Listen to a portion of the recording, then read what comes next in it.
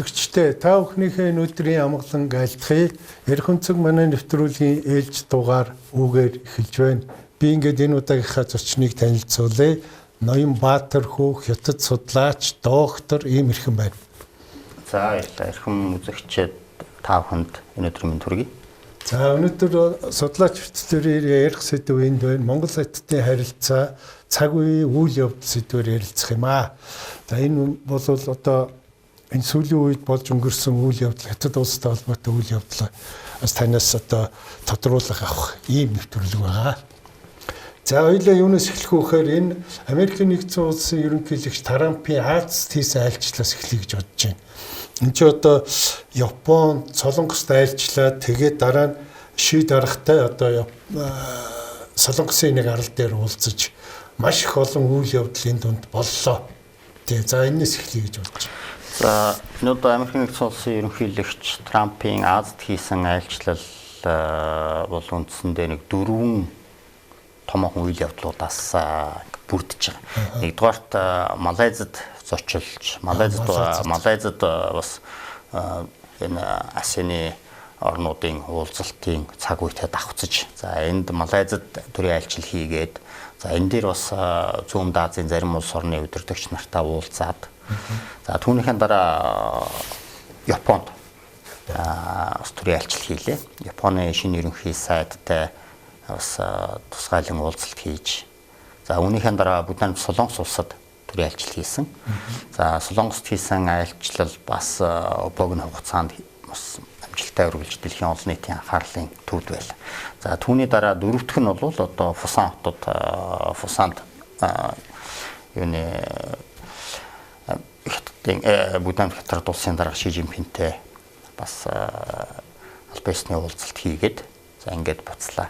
За энэ удаагийн уулзалтын үр дүнг Америк нэгдсэн улс ер нь төдийгүй дэлхийн хэвлэл мэдээллийн байгууллагууд бас олон янзаар, олон өнцгөр бичиж байна. Ерөнхийдөө аваад үзвэл энэ Америк нэгдсэн улсын зүгээс төвшүүлж байгаа антиг намхан далайн стратегийг бэхжүүлэх, энэ чиглэлд түнш хамтран ажиллагч улс орнуудтайгаа харилцаагаа идэвхжүүлэхэд их том хэмжээний ахиц дэвшил гарч, Америк нэгдсэн улсын гадаад бодлогын төлөвлөлтийг хэрэгжүүлж байгаа энэ цаг үед, ялангуяа анх удаа энэ Азад хийсэн хоёр дахь удаагийн төрийн эрхийн барих үед Азад хийсэн энэ анхны айлчлалын үр дүнг нэлээд хөөдрөгөр байдлаар төсөөлж байна. За улс төр геополитикийн гэхээсээ илүүтэйгээр би эдийн засгийн талаас нь бас жаахан анхааралтай харлаа. За Малайз жишээ нь дээр нэлээд товчлоод ярил Малайз гэхэд үндсэндээ 12 сая тонн байгаа энэ газрын хор элементийнхээ нөөцөөсөн тэргүй игнэд Америк нэгдсэн улсад нийлүүлэх тухай хоёр тал хэлцэлд хүрсэн байна. За мөн Камбож одоо хуучны Камбож буюу Камбожид энэ бас иргэний дотоодын мөргөлдөөнийг шийдвэрлэхэд Америк нэгдсэн улс зуурчлагчийн үүргийг бас гүйцэтгэж, бас үр дүнд хүрж энэ Камбож улсын дотоодын бас энэ аймаг замраагүй байдал зэргийг бас шийдвэрлэхэд Америк нэгдсэн улсын улс төрийн дэмжиг үзүүлэх тухайгаа бас илэрхийлж байлаа. За мөн Вьетнам бол худалдааны хэлтсээрт бас амжилттай хэрэгжиж, энэ худалдааны 25% тарифыг 12% дөхүүлэх энэ хэлтсэлд нэлээд ам байдлаар хүрлээ. За үүний хариуд Вьетнам бас Америк нэгдсэн улсаас 60 орчим тэрбум долларын технологийн бараа бүтээгдэхүүн худалдан авах амлалт байдлаар өгч. За ер нь бол Америк Вьетнамын харилцаа, ялангуяа энэ оны эхээр 4-р сараас эхэлсэн Америк нэгдсэн улсын зүгээс дэлхийн бүх улс оронд тавьсан энэ тарифын өсөн нэмэгдэлттэй хийх энэ хэлцлүүдэд Вьетнам улс их амжилттай бас өөрсдийн зорилготой хүрлээ гэж харж байна. За дараагийн ээлжинд Японтой бас маш ажил хэрэгч төвшөнд, нэлээд тийм ойр төвшөнд Америк Японы харилцааны шинэ эрен үе гэж иймэрхүү байдлаар ярьж байна. За шинэ ерөнхий сайд маш ажил хэрэгч энэ эмэгтэй болвол бас Америк нэгдсэн улсын ерөнхийлөгч Трамптай маш богино хугацаанд амжилттай одоо яриа хэлцэлд хүрж байна. За Америкт 580 тэрбум долларын хөрөнгө оруулалтуудыг Японы компаниуд аж ахуйн нэгжүүд хийх.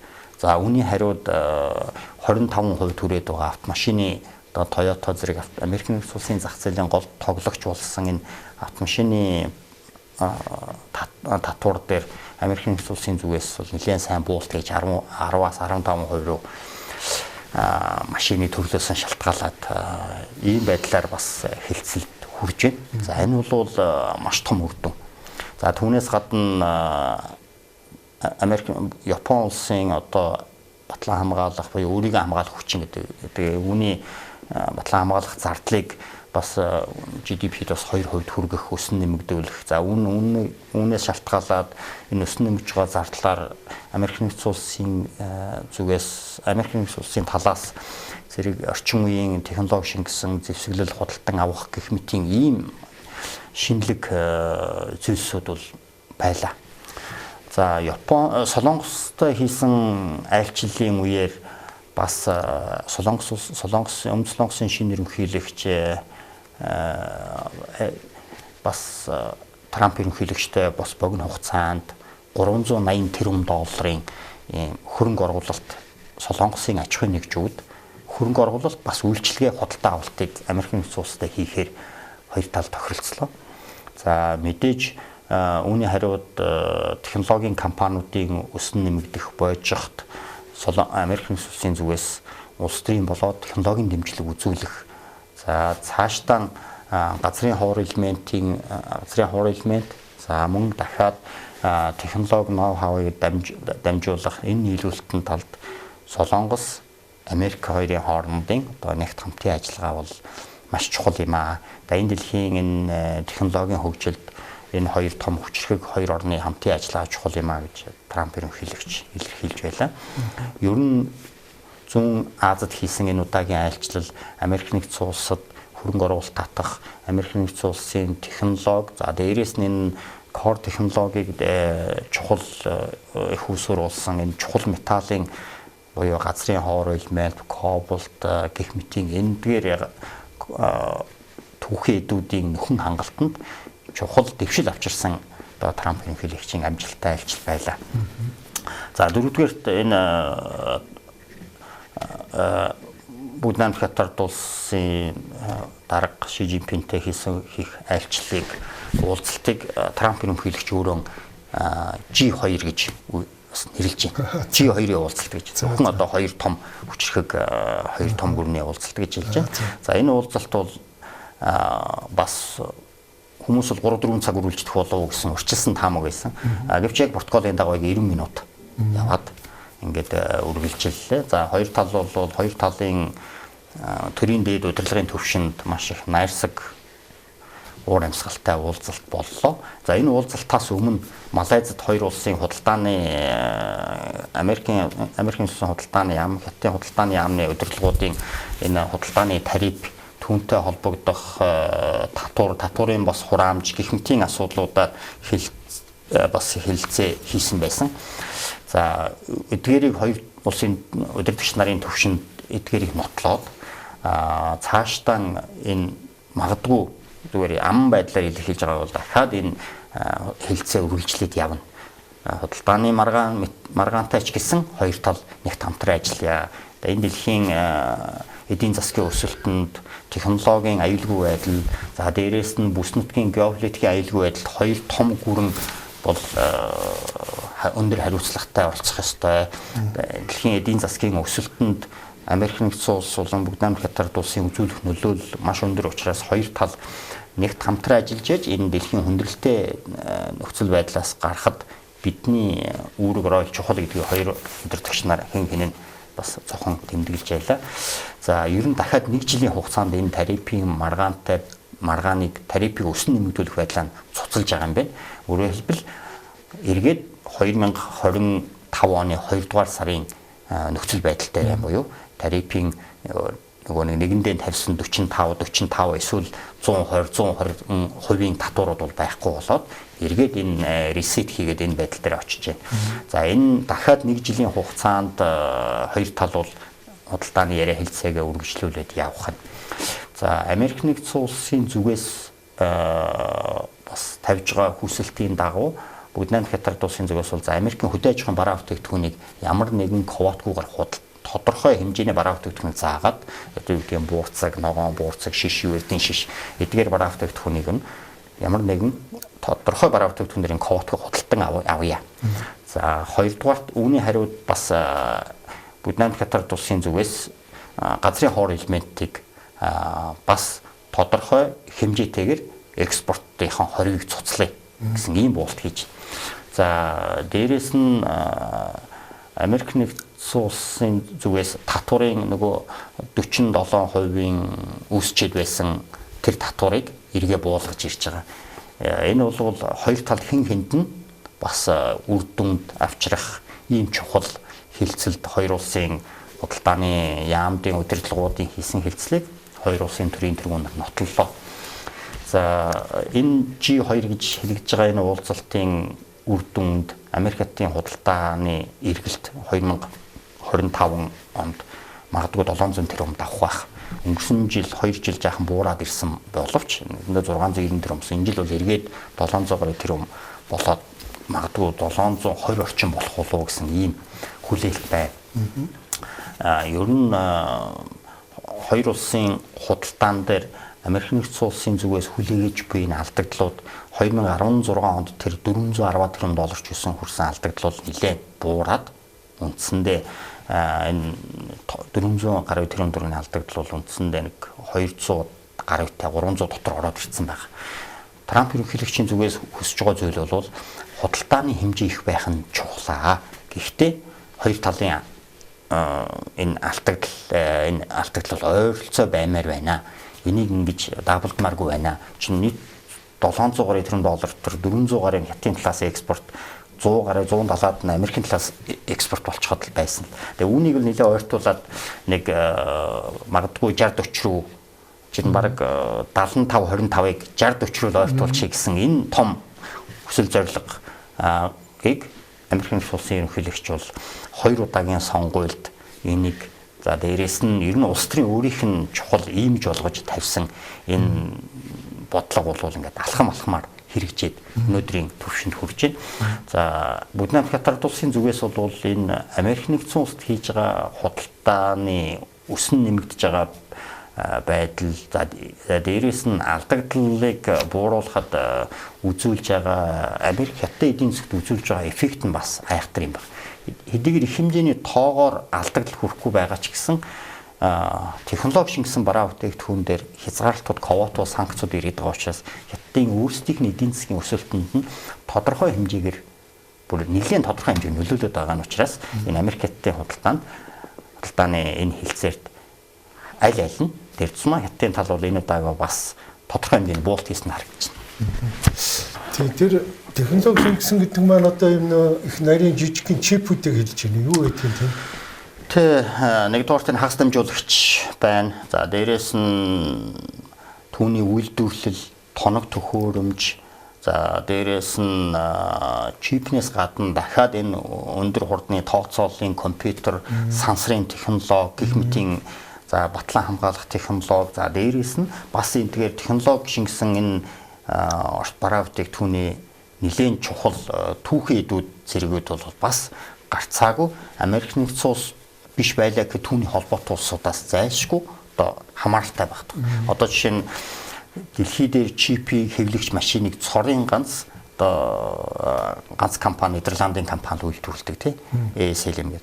Тэднийхээс л тэднийх Америк нэгдсэн улсын Бүгд найрамд хятад улс тавьсан хоригт нэгдсэн учраас энэ орчин үеийн буюу хамгийн орчин үеийн одоо чипний үйлдвэрлэлийг Бүгд найрамд хятад улс хэрэгж үйлдвэрлэж үүнийг масс үйлдвэрлэхэд боломжгүй болчиход байгаа нэг ийм зүйл байгаа. Өөрөөр хэлбэл энэ чипний наривчлал хятад улсын хэмжээнд бол 7 нанометрээр очиод зогсон байдалд орчод байгаа. Гэтэл Samsung эсвэл юуны Тайваны компаниуд энэ төр бол өнөөгийн байдал үндсэндээ 3 нанометрийг масс үйлдвэрлэл хийгээд 4 нанометрийг үндсэндээ бараа бүтээгдэхүүнд хийгээд явж байгаа. Өөрөөр хэлбэл энэ технологийн наривчлал хурд энэ төр бол гэдэг энэ хоёр өөр төвшөнд байгаа. Тэгээд за нэг ийм зураг яваад байгаа маань харьцуулсан. Дээр нь одоо ший дарга Трамп хоёрын гар барьж байгаа. Доор нь Путин ший дарга хоёрын гар барьж байгаа. Доотлын хоёр нь болохоор их инээмсэгс, оюулын инээмсэгс их найрамдалтай юм шиг. Дээдх нь болохоор нэг ший дарга ялангуяа тийм ундуу царайтай нэг тим. Тэгээд энийг одоо энэ уулзалт гэдэг юм уу гарсан үр дүнд Хятадын тал их дурамжхан байгаа мэтэр ингэж тайлбарлсан байлээ л дээ. Та тэр зүрх харсан байлгүй одоо. Тийм талаар харсан. Ер нь тэгтээ энэ удаагийн уулзалт болно гэдэг бол Хятад улсын бизнесийн салбарынхны хувьд бол нэн чухал үр дүнд хүрлээ гэж харж байгаа. Яагаад гэвэл Америк нэгдсэн улстай хийж байгаа худалдааны хилцээр ямар нэгэн байдлаар гацаанд орсонгүй. Дахиад 1 жилийн хугацаанд дахиад үргэлжлэх нь ямар нэгэн байдлаар одоо хамтын ойлголцлын нэг цэг дээр бол очихын төлөө хоёр тал хоёр улсын дарга удирдагч нар бас нотолж байна. За ялангуяа Трамп ерөнхийлөгчийн энэ уулзалтын эхэнд хэлсэн үгэндээ бас онцгойлон дурдсан байсан. Бид дэлхийн олон нийтийн өмнө хүлээсэн үүрэг хариуцлага өндөр ухамсарлаж байгаа учраас бид дайны дэлхий тогтворгүй байдал авчрахгүй төлөө хичээцгээе гэж байгаа. Энэ нь бол үнэхээр одоо бас Америк нэгдсэн улсын зүгээс бол энэ хилцэл рүү их хийж байгаа улс төрийн одоо шийдэл байна. Ямар нэгэн байдлаар 20-50 санкц тавиад ингээд худалдааны дайныг үргэлжлүүлээд явахыг гэсэн хүсэлгүй байна. Нэгдүгээр. Хоёрдугаар Америк нэгдсэн улсууд бас хүндрэл байна. Дотоод өрийн асуудал, улс төрийн асуудал яагаад гэвэл энэ хилцлийг 26 оны 11 сарын 5-наас өмнө хийж дуусгах ийм зорилго байна улс төрөд. Яагаад гэвэл Америк нэгдсэн улсын дундын сонгуул 11 сарын дундуур болно.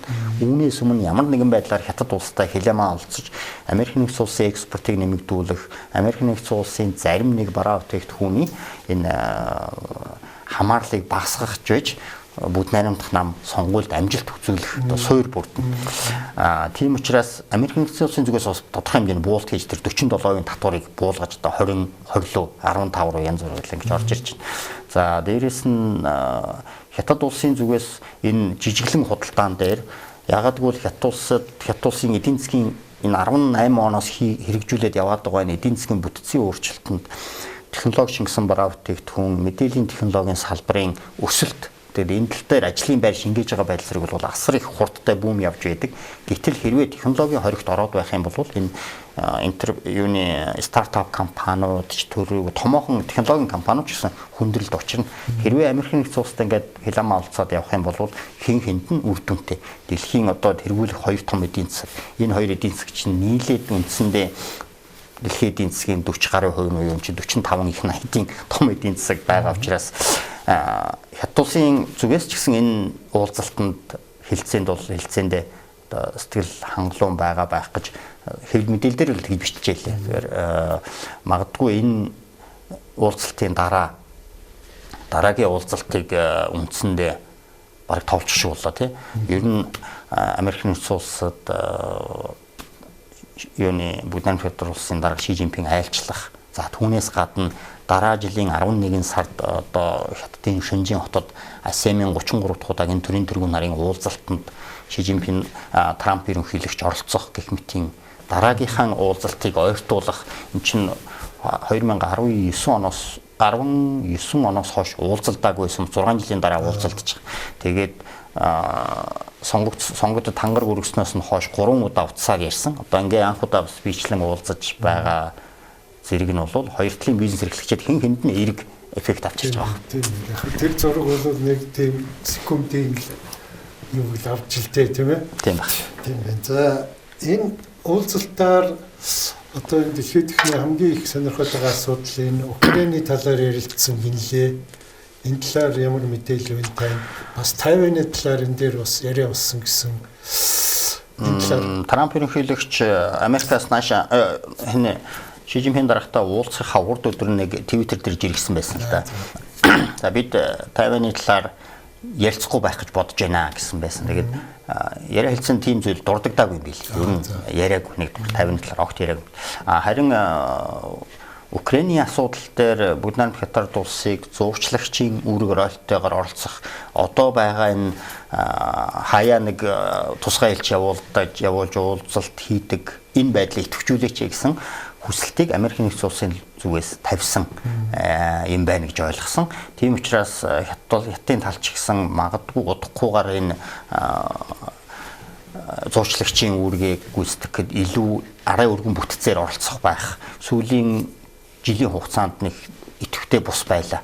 Уг нь энэ чинь 2024 оны ихээр энэ төр хуучин Лихой элчин сайдмайдыг Оросд байсан Лихой элчин сайдмайд очоод энэ төр бас их идэвхтэй байсан. Тэгэхээр энэ эргээд зөвхөн Америк нэгдсэн улс дангаараа энэ Украины Оросын асуудлыг шийдэх бас боломж хомс юм байна. Европын холбоо бол хит одоо радикал хатуурхаж байгаа зэрэгээс шалтгаалаад энэ бас Оросын холбооны улсын зүгээс зарим нэг талд бас энэ Европын холбооны хэлэлцээрт орох байдал хойшлоод байгаа учраас Хятад улсыг энэ дээр зуурчлагчийн байр сууриас илүү их оролцооч яриа хэлцээгээр энхийн замаар энэ Украиний асуудлыг шийдвэрлэхэд бас том гүрний хувьд оролцооч гэсэн хүсэл тавьсан баг. Яг тэр талаар ч гэсэн бас энэ Хонконгийн хэвлэлд бичээд байл. Тэг зүгээр энэ олон улсууд ингэж яриад байна шүү дээ. Энэ Украиний дайныг дуусгах одоо хамгийн хурдан зам гэх юм уу Хятадд жоохон дарамт үзүүлэх гэсэн тийм нэг өнцөг байна лээ. Зүгээр яг тийм дарамт маягаар юм уу зүгээр зуурчлагч болооч гэсэн юм уу? Тийм дарамт гэхээсээ илүү зуурчлагч болоосоо л гэсэн баг. Яг л Бүгд найрамдах Хятад улс бол Оростой маш сайн мэдээж маш өндөр түвшний харилцаатай. Украинтай маш гэмгүй, маш боломжийн харилцаатай. Энд чинь дайнаас өмнө үндсэндээ бараг $8 худалдааны эргэлттэй байсан. За дээрээс нь Хятадын батлан хамгаалах салбар ялангуяа тээвэрлэгч хөлөг онгоцны технологи энэ бол Украинаас гаралтай гэх мэт батлан хамгаалах салбарын хамтын ажиллагаа их ойр байдаг. Украины үрийн улаан буудаа экспортын 30%-ийг дангаараа бас Хятадын тал худалдаж авдаг гэх мэт юм уламжлалт харилцаа сайтай. Тийм учраас бас үнийг ч бас илүү ашиглаач энэ тал дээр манлайл үзүүлээч гэсэн баг. Тэгээд тэр ялангуяа тэр Оросын нэг 2 том нефтийн компанид хориг тавьчлаа шүү дээ. Тэрний дараа за энтгэг лавл тэр худалдаж авч байсан юм баг байхгүй болсон юм шиг байгаа юм. Хятад тэрийг нэг багасгсан гэсэн мэдээ байна лээ. Энэ нь үү? Нэг багасгсан зүйл бол байхгүй байх. Ерөнхийдөө угаас их хэмжээгээр авдаггүй.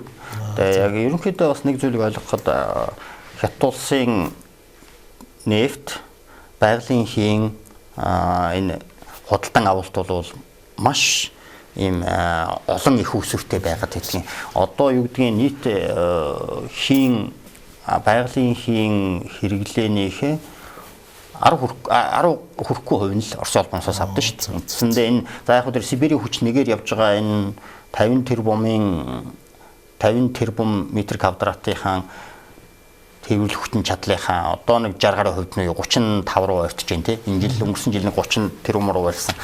Тэгэхээр маш олон их усрээс авдаг учраас Оросын холбооны улсаас нэмэгдүүлэх ялангуяа багасгах зэрэг нь бол нэг их нөлөөлөл үзүүлэхгүй. Ер нь тийм юу гэдгийг нэг улсаас нэг бүтээгдэхүүн дээр нэг улсаас тэгж хараат байдаггүй. Тийм байна.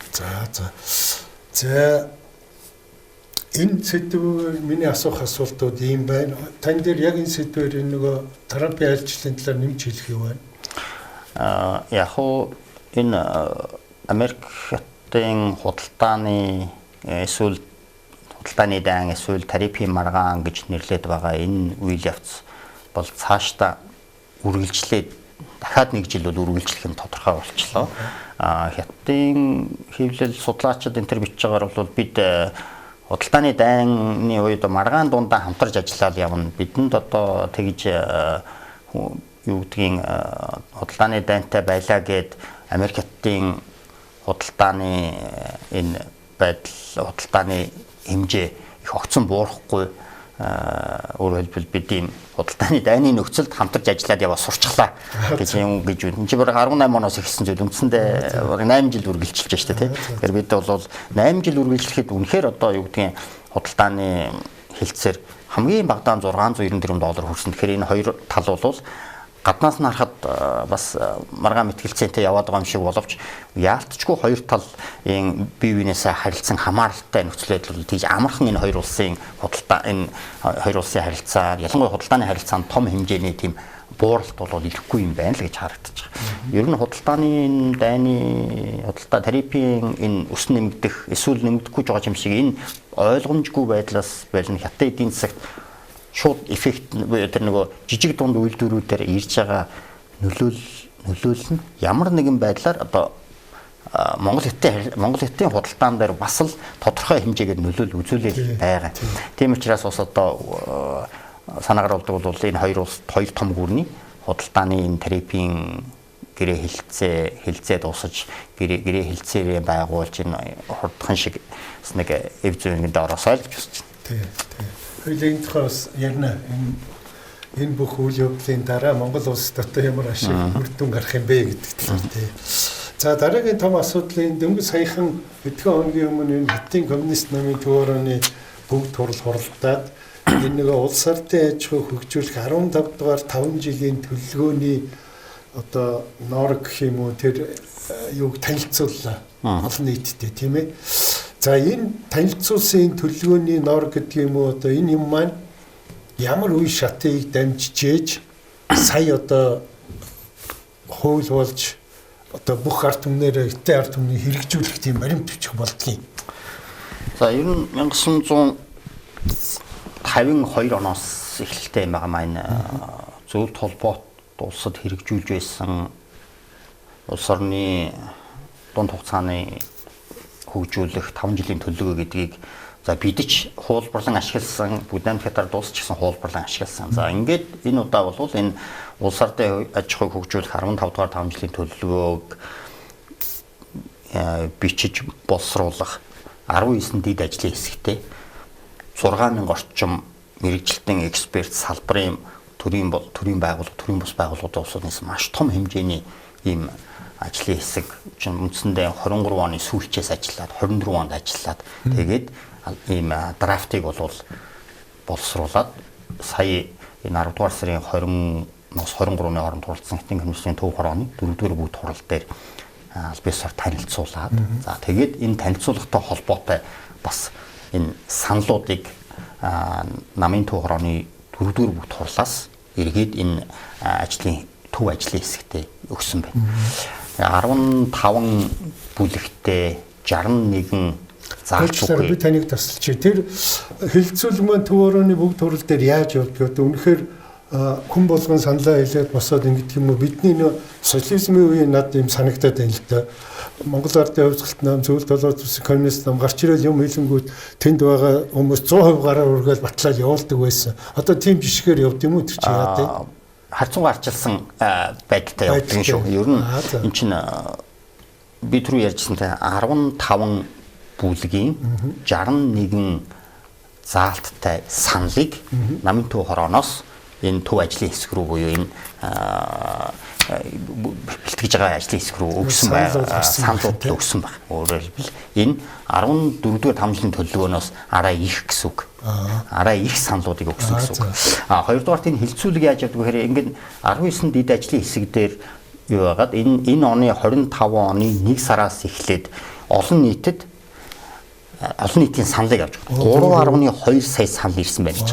3.2 саналыг багцалж үзээд дахиад ингээд 80 орчим ингээд дэд бүлгүүд рүү багцлаа. Тэгээд энэ төв ажлын хэсэг дээр зангиддаг юм байлээ. Харин энэ намын төв хорооны хурал дээр болтой гонцрог намын төв хорооны энэ 204 гишүүн за одоо 200 арай хүрэх юм болсон баг 190-д байна. Одоо хүн болгон саналын хэрэгтэй учраас энэ дээр ямар нэгэн тийм маш нэлээд тийм арчилсан байдлаар хилцүүлэг өрнүүлдэг юм байна. Одоо чинь намын төв хорооны гишүүн хурал дээр хэлж болно эсвэл шууд дээр үед нэг ил захил гэдэг нэг юм байлаа шүү дээ тийм. Шууд тэр ажлын хэсэгт гэж ингээд бичээд саналаа ингэж ил тодорчсон гэдэг юм байлээ. Тэгээд шаардсан явдсан юм шүү. Тэр Төв хорооны гаргасан саналыг авж үзээд дахин боловсруулалт хийж агаад энэ оны 1-р сар төрийн зөвлөл дээр 26 оны 1-р сар төрийн зөвлөл дээр буюу засгийн газар дээр эцсийн байдлаар драфтыг базаад тэгээд 26 оны 3-р сарын ихээр хуралдах бүх хэдийн ардын төлөөлөгчдийн их хурлаар хилцээд улс төрийн зөвлөлт зөвлөлөөр хэлж хилцээд үүнийхээс улс төрийн зөвлөлт зөвлөлөөс гарсан санааг аваад нэг маш богино хугацаанд аваад за тэгээд 3-р сарын ихээр энэ хууль тогтоохтой эд байгууллагыг парламентаар батлаад 5 жилийн хугацаатай энэ бол хэрэгжих хууль. За энэ нийт улс орны эдийн засаг, нийгмийн хөгжил, гадаад бодлого, батлан хамгаалах бүхий салбарыг хамарсан улс орны дунд хугацааны маш чухал хөтөлбөр бөгөөд энэ Хятад улсыг 2049 онд буюу Хятад улсын 100 жилийн ойгоос өмнө буюу энэ 21 оноос нэг 15 жилийн гаруй төлөвлөсөн Хятад улсын хөгжлийг эхний үе шат буюу 21-оос 35 дараа нь 35-аас 49 гээд 15 жилээр хуваагаад энэ эхний үе шатын буюу Хятад улсын энэ орчин үеийн хөгжингүй одоо социалист орон болох үе шатны сүүлийн хэсэг рүү орж байгаа ийм Хятад улсын тогтвортой хөгжлийн үзэл баримтлалыг хэрэгжүүлэх чухал үе шатна гэж үзэж байгаа учраас нам төрийн байгууллага, судалгаа, шинжилгээ, судалгааны байгууллага, за тэгээ хэвлэл мэдээллийн байгууллага их оролцоо, анхаарал нэлээд өндөр түвшинд байж энэ удаагийн энэ 15 дугаар 5 жилийн төлөвлөгөөний санал шүүмжлүүд гэхээс илүү саналуудыг илгээсэн байл. Тэгээ саналуудыг бол бас хараад нэлээд саналууд бол нээлттэй байгаа. А яг драфт бол маш өндөр нууцтай байгаа. Одоо драфтыг бол бид нар харах боломжгүй. Гэхдээ драфтанд юу байж болох вэ гэсэн зүйлийг саналыг нь сайн уншвал ийм зүйлийн бүтээн байгуулалт эсвэл ийм чиглэлийн хөрөнгө оруулалтууд илүү байгаа юм байна гэдгийг драфтыг сайн уншаад бусад газруудаас ирж байгаа саналуудтай харьцуулбал бас ерөнхийд нь таамаглах боломжтой. Уучлаарай, та түрүү хэллээ шүү дээ. Энийг нөгөө эхлээд ард түмнээ хэлэлцүүлсэн байлаа гэж. Тэгээд тийм нууц юмыг яаж хэлэлцүүлсэн байх вэ? Жишээ нь ерөнхий асуулт тавиад 15 дугаар тавцын төлөвлөгөөнд танай нутагт юу хийж болох вэ?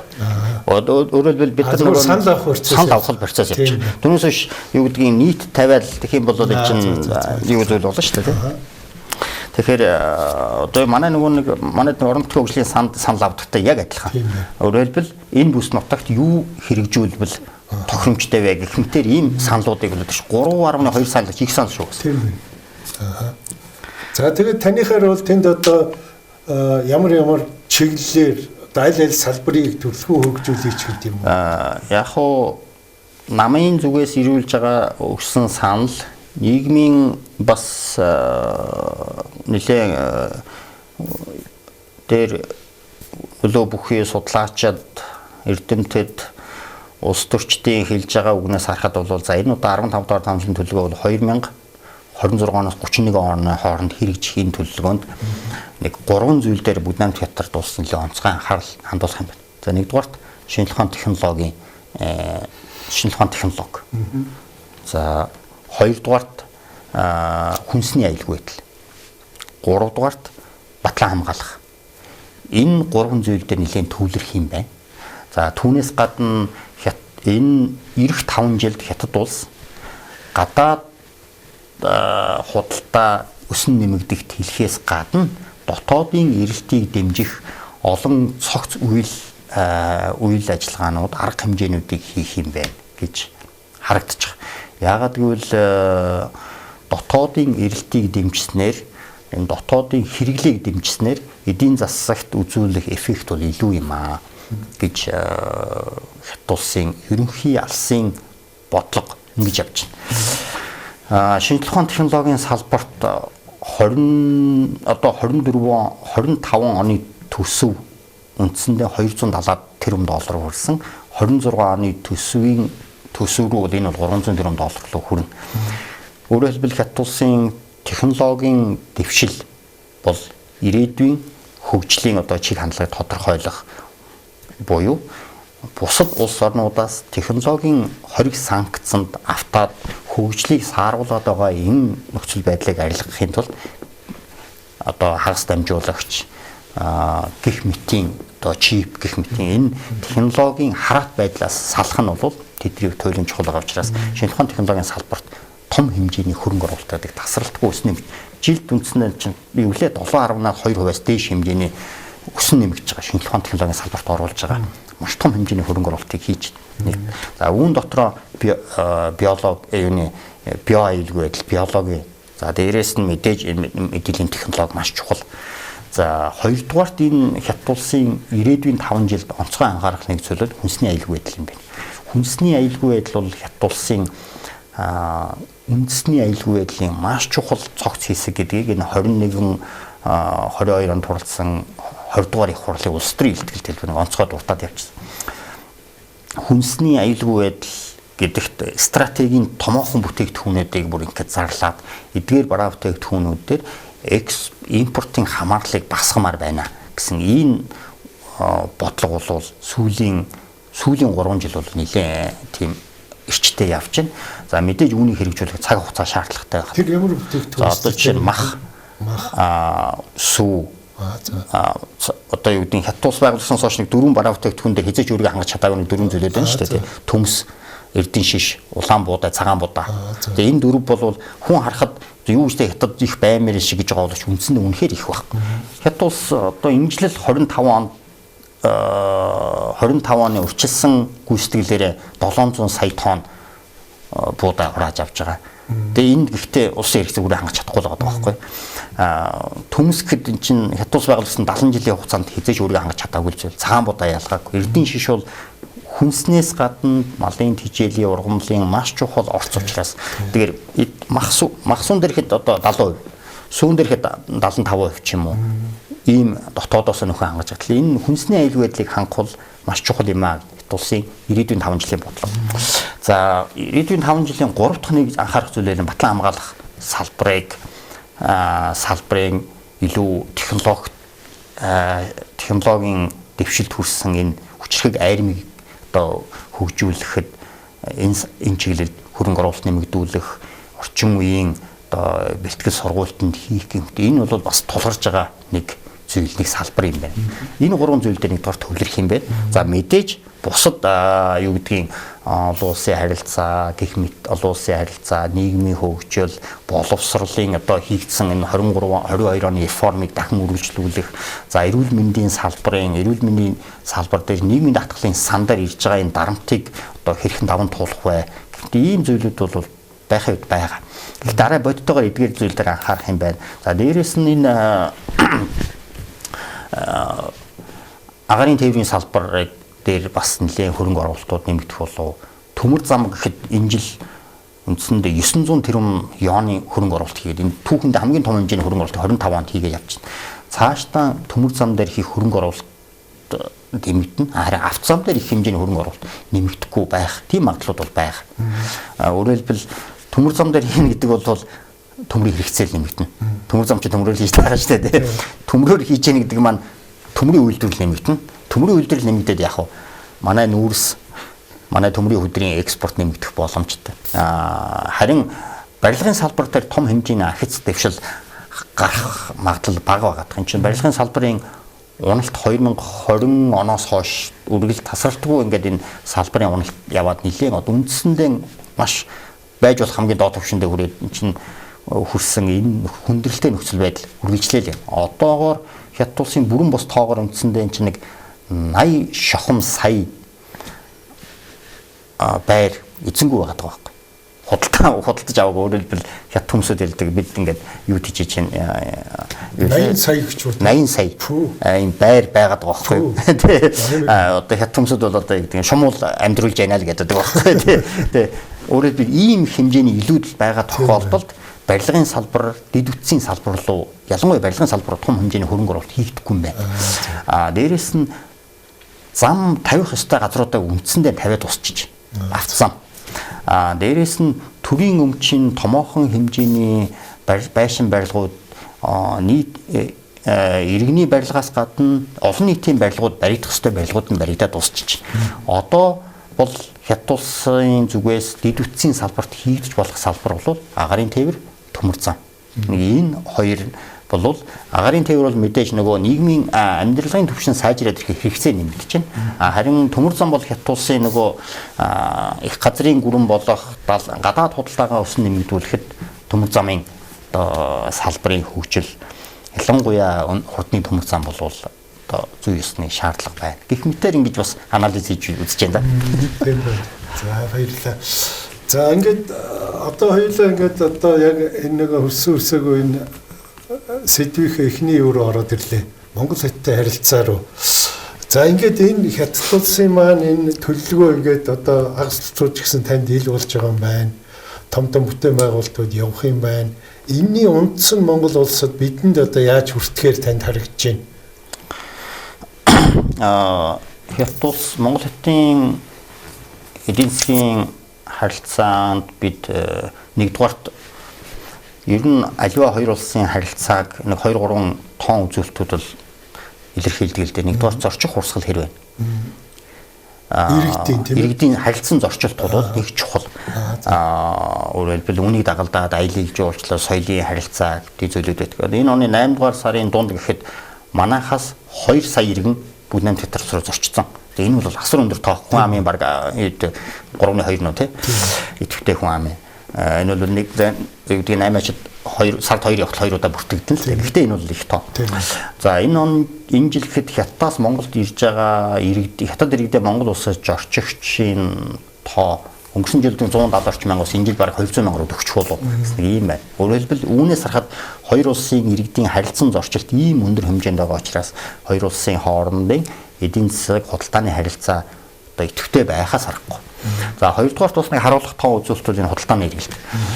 За 19 он 24 онд үндэслэн бараг 19 тэрбум долларын хэмжээнд хүрсэн хоёр улсын худалдааны эргэлт 2026 онд үндсэндээ 20 тэрбум доллар руу буюу 23 онд 21 он 22 онд хоёр улсын төрийн тэргүүнэрийн тохирсон тэр 20 тэрбум долларт хүрэх гэсэн энэ хэмжээр их ойртохондээ ер нь 20 тэрбум доллар хүрчих баг 26 онд. За 2 саяын энэ 15 дугаар 5 жилийн төлөвлөгөө хэрэгжих үнийн идэвхжиллээс шалтгаалаад Монгол улсын эдийн засагт одоо юу наалдах вэ? Ямар эерэг нөлөө үзүүлэх вэ? Эсвэл досгор нөлөө үзүүлэх вэ гэсэн таны асуултанд хариулахад энэ хоёр мэдээж худалдаа бол нэмэгдэх юм байна. За бид бас цаг хугацаанд хэрэг алдж байгаа ч гэсэн үндсэндээ энэ 15 дугаар 5 жилийн төлөвлөгөө хэрэгжиж эхлэх дараа жилийн үдээд ихэд манай бас хилийн 2 төмөр замын гарц нэмэгдэх учраас энэ худалдааны эргэлт бол 26 онд төлөвлөсөн хэмжээндээ хүрчих юм байна. За манай экспортын үндсэндээ бид нар чинь цөөхөн л хэдэн бараа бүтээгдэхүүнтэй шүү дээ. Нүүрс бид нүүрсээ 80 сая хүргэж чадахгүй юу. За мэдээж бид хэмжээгээр хүргэж чаднаа. Бид өнөөгийн бага авцмаар тэлбэрлэж байгаа 80 орчим саяга төмөр зам дээр нэг 20 сая нэмэгдэл бид 100 сая хүрнэ. Гэхдээ үүнээс илүү их нэмэгдэхгүй. Энэ дээр бид нэг тийм том хүлээлт бид 150% гэж тэгж өлстэй болохгүй. 100 саяараа хийдгээ хийгээд борлуулдгаараа борлуулад явах. Бид зөвхөн нэг бүтээгдэхүүн биш өөр экспортын гарц бодмоор байгаад бид аялал жуулчлал бол бид үнэхээр цэвэр экспорт мөн газар зүйн ийм ойрхон байршил байна. Хуурай замын 13 бонд байна. 6 хоттой агаарын шууд харилцаатай байна. Тийм учраас аялал жуулчлалын бид татхад энэ Хятад улсад байгаа хүн амынх нь 50 орчим хувийн байгаа. Үндсэндээ чинь нэг 500-аас бараг 600 сая хүрсэн дундаж давхарга байгаад байгаа байхгүй. Дундаж давхарга гэдэг бол GDP-гээр 15 мянган доллароос бараг 20 мянган долларын хэмжээний тийм дундаж давхарга ийм том хэмжээний дундаж давхарга байгаа учраас эдгээрийг Монгол улсад аялал жуулчлалын хэлбэрээр татах юм бол өнөөгийн аялал жуулчлалын салбарын 1.5 тэрбум доллар бол маш хурд нэг ёстой нэг даавуулдах ийм боломж. За хоёрдугаарт энэ Хятад улсын нээлттэй чөлөөтэй энэ гадаад удалгын үр дүнгээр бид зөвхөн уулуурхайн бус эдийн засаг гэж төлөвлөж байгаа учраас бид энэ худалдаа энэ хил дамжсан энэ бид үнэхээр төмөр замаа бариад дуусчдаг, авто замаа бариад дуусчдаг төвлөх ачаагүй яах вэ? Тийм учраас бид энэ хил дам юуны транзит ачаа, транзит Монгол гэдэг энэгийн чиглэл бас хөгжүүлвэл Хятадаас хойд Европ руу Оросын холбооноос чиглэж байгаа маш их ачаа явах боломжтой. Үнээр бол бас Хятад улсын тэр гадаад чөлөөтэй нээлттэй байх энэ 15 дугаар цалин хэмжээний төлөвлөгөөнд бичигдсэн тэр том үе авганд нийцэх болов гэж бол харж байна. Гэх мэтийн ийм уулуурхаан бос эдийн засгийг бид нар бас жаахан бодмоор л байна. За мэдээж нэг уламжилт саяын хэлдэг нүүрснийг 100 саядан хүргэчи нэг юугаа өнөөгийн байгаа нэг 8 сая тонны төмрөө бид яаж хийж байгаа нэг 10 сая хүргэчи. За нэг Жоншон дахиад энэ байгаа хэмжээнд нь зөвхөн Оросын холбооны улс Хятадаас гадна дахиад өөр зах зээл рүү боломж юу байна? Хятадд энэ өснө нэмж байгаа жоншны хэрэглээ их нэмэгдэж байна. Гэх мэтийн ийм гол биднэрт тоотой л хэдхэн бараа бүтээгдэхүүн байгаа шүү дээ. Ер нь за тэгээ зис алт гэсэн ердөө нэг 5 бараа бүтээгдэхүүн дээр манай эрдэс соёлын экспорт нэмэгдээд байгаа. За бидэнд бас Хятад улсын бас энэ нээлттэй чөлөөтэй бодлого боддоор хэрэгжээд явж байгааг бид бол харж байгаа учраас харж байгааг бид Монгол улсад зорчиж байгаа иргэдийн энэ тоог 200 мянгыг л бид 300 мянга болгоход л 100 мянган жуулчны орлого гэдэг бол маш чухал юм байна.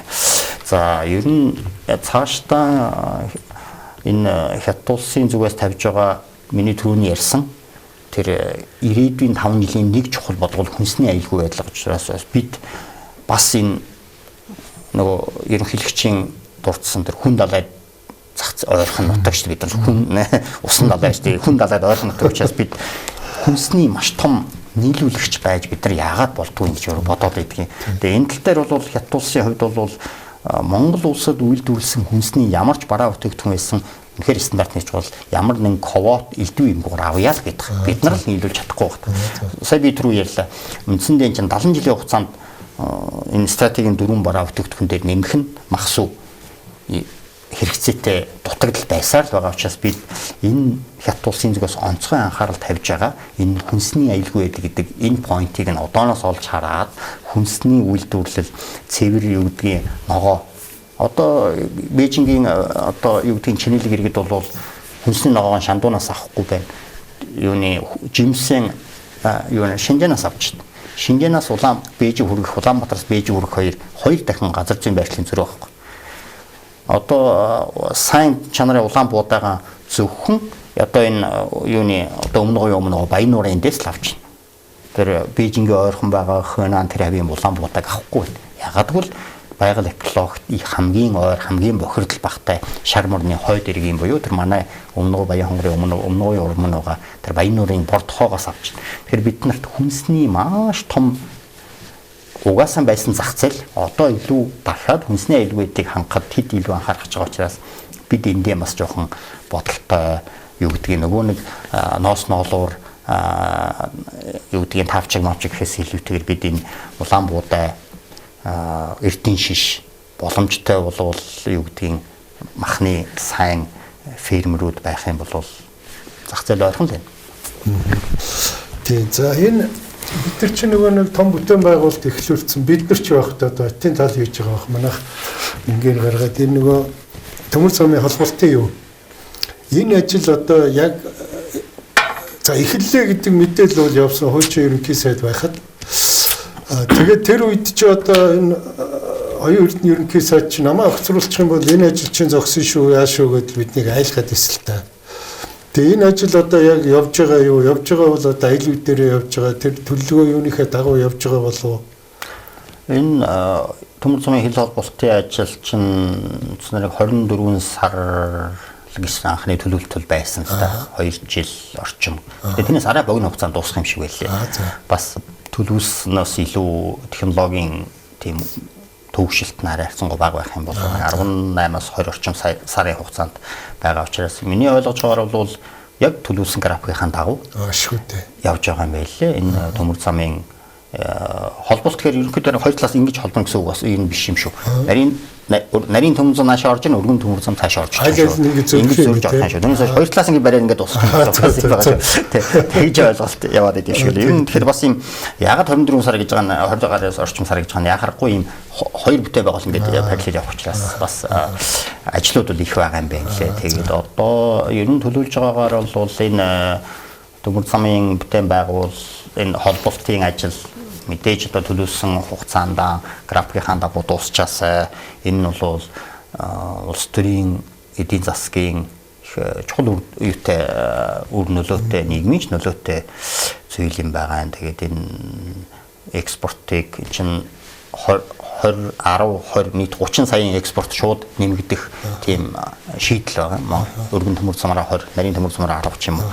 Тийм шийдэл байгаа учраас энэ төлөвлөсөн хугацаанд дуусгах хаа. За энэ миний хувьд бол их сайхан мэдээ байлаа. За дараагийн асуулт энэ Монгол улс ч одоо энэ нөгөө шатхуун төлсөөс Оросын холбооны улсаас 100% хараатай байна. Одоо сая бид нэр энэ зовлонг одоо баг хагасар тулгуу яав. Одоо нэг гайг болж ах шиг байна. За ингээд хятадаас авъя гэдэг хятадч яах өгөөл гэдэг юм шиг байгаа юм. Хамгийн гол нь нөгөө юун дээр ирээд, ирээн дээр ирээд нөгөө дугуй солих хоёрох гэдэг хүндрэлтэй асуудал. Одоо нөгөө нефт бүтээгдэхүүнийг дахин одоо очих гэдэг юу гэдэг. Тийм терминал нь манад одоо хүчин чадал мото байд юм байна лээ. Зөв миний энийг сонссноор бол энэ чинь бид нэр хөрөнгө оруулаад өгье гэж хаттын тал хэлдэг гинлээ. За тэгдгүү махад бид нар одоо өөрсдөө энийг бариад энэ терминалыг томруулах болцоо байдгүй юм болов уу? Болцоо байгаа хөө. Тэгээд ер нь хятадын талаас нефт бүтээгдэхүүн чинь 2014 онд ч юм уу бас тодорхой хэмжээгээр бас оруулж ирсэн нэлээ бас урт хугацаанд бас тодорхой урт хугацаанд нөгөө Монгол 93 чөлөөний төлж оруулаад ирсэн бас туршлагатай шүү дээ. Тэгээд сүүлд нь ингээд нөгөө хүндрэл шийдэгдэхээр хүндрэл шийдэгдэнгүүт орхиод бид хойлоолаа явцсан л да. Тэгээд энэ өөрөөр хэлбэл 10 гаруй жилийн хугацаанд ингээд энэ орхигдсон байсан. Сая ингээд гинт юм санангууд одоо манай Монгол хүн улс ойнор хүүе юу гэдэг ингээд тэгж байгаа. Ер нь тэгтээ цаашдаа яг таны энэ хэлж байгаа энэ хүндрэлтэй зөвхөн нефт бүтээгдэхүүн биш түүхийн эдэн дээр энэ яг нэг л өдөр аюул учрна шүү. Яг гэвэл энэ алтан ширээ дээр барьж байгаа төмөр юуны нефт боловсруулах үйлдвэрийн одоо түүхийн эд үндсэндээ дотоодоос 20% хүрч чадахгүй юу? Нэг ийм хүндрэл байгаа. Чи манайх чинь 1.5 сая гэдэг чинь дундчаад бараг 2 сая тонн түүхийн эд хэрэгтэй нэ тий.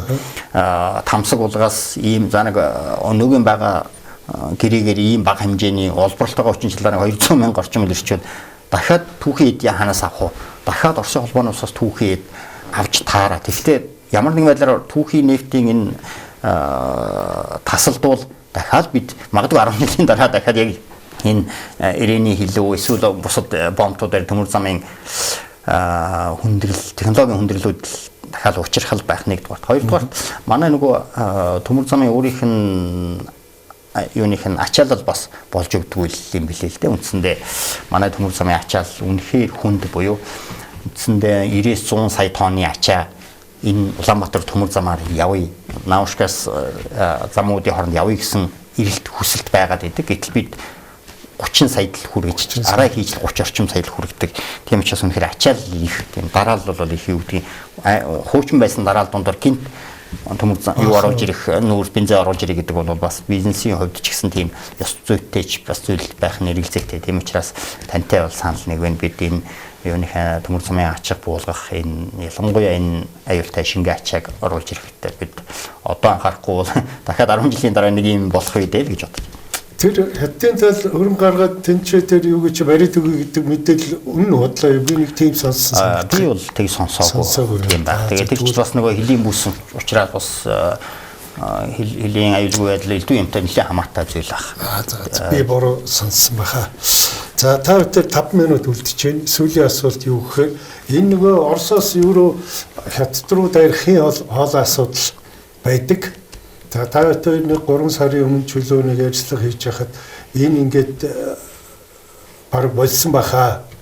Тэмээ тэр нөгөө нэг юм дээр хятадын тал ер нь яг болчлоо гэж хэлээгүй ч бүх үзүүлэлтээр болиулчих шиг боллоо гэж ингээд таамаглаж байсан. Тэгсэн тэрний дараа чинь одоо явахаар боллоо гэж манай засгийн газар чөөрцөглөл ийм болсон. Энэ одоо яг юу болоод өнгөрвөө гэж.